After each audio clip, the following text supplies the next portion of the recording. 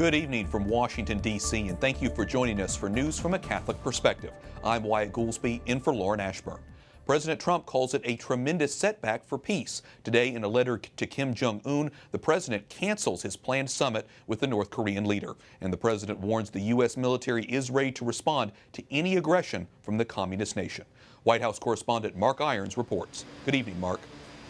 Good evening, Wyatt. It's a dramatic diplomatic turn. The president says an angry and hostile statement from North Korea is the reason he's canceling, but he's also trying to keep the door to diplomacy open. If and when Kim Jong-un chooses to engage in constructive dialogue and actions, I am waiting.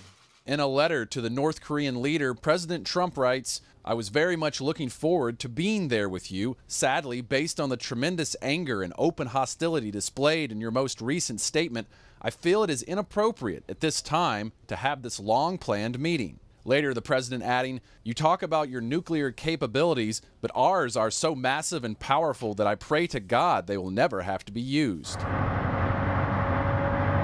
A statement from a North Korean government official says the country is just as ready to meet in a nuclear confrontation as at the negotiating table.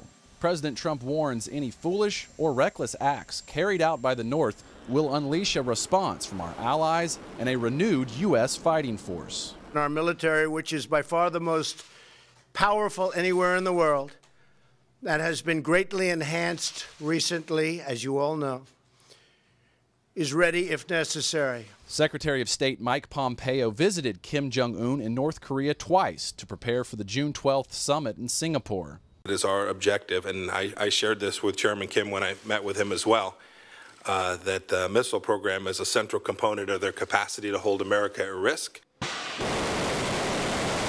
Pompeo says any deal would require Kim Jong-un to end those missile launches and dismantle his nuclear program. It's not about the deal. It's about the outcome.